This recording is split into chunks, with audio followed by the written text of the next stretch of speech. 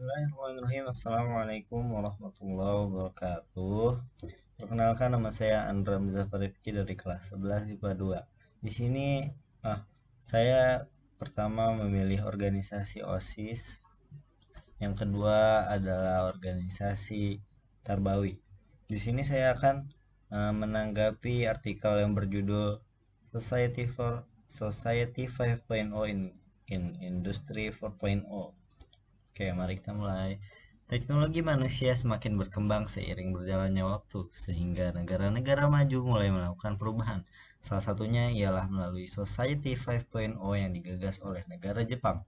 Adanya Society 5.0 juga menyelesaikan permasalahan melalui perpaduan inovasi dari berbagai unsur yang terdapat pada revolusi industri 4.0 melalui artificial intelligence, Internet of Things, dan big data.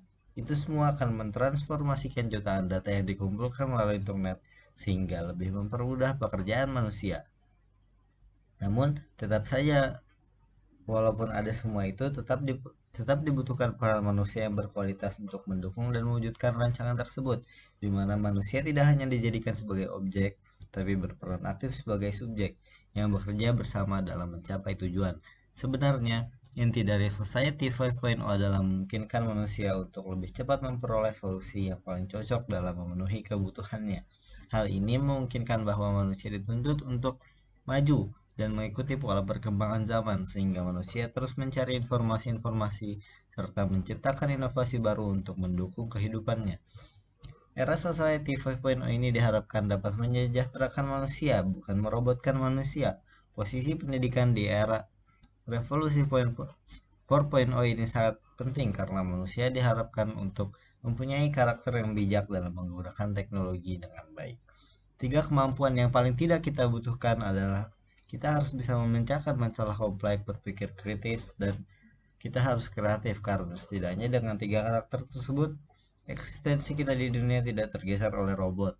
Jangan sampai tidak adanya kita di dunia tidak berpengaruh sama sekali bagi kehidupan manusia lain. Nah, itu artikel yang pertama. Artikel yang kedua, saya akan menanggapi artikel dari organisasi Binsan, yaitu tentang pendidikan karakter. Nah, pada zaman sekarang ini pendidikan yang tinggi seakan tidak dianggap berpengaruh dengan kualitas individu seseorang.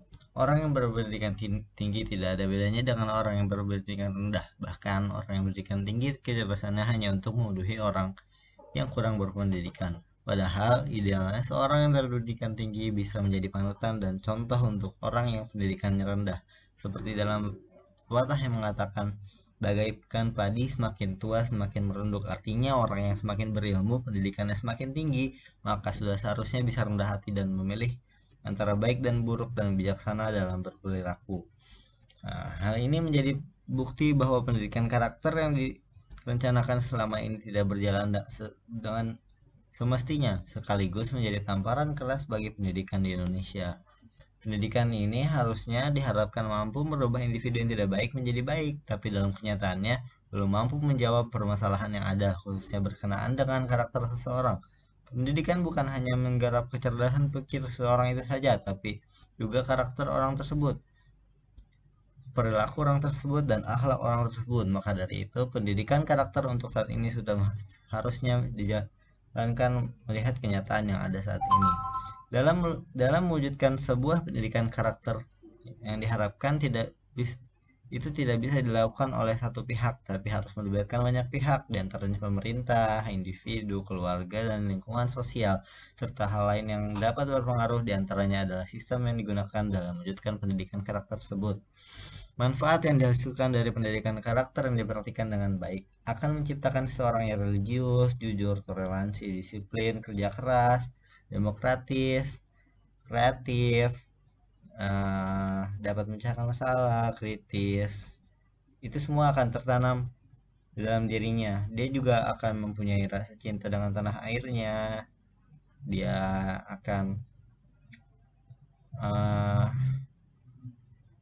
baik di masyarakat juga, sehingga kejahatan seperti kasus narkoba, pembunuhan, penculikan, dan korupsi tidak akan terjadi lagi di Indonesia, dikarenakan adanya kesadaran dari diri orang yang telah ditanamkan pendidikan karakter dengan baik tersebut.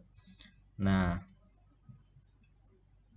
sekian dari saya, kurang lebihnya mohon maaf. Terima kasih. Wassalamualaikum warahmatullahi wabarakatuh.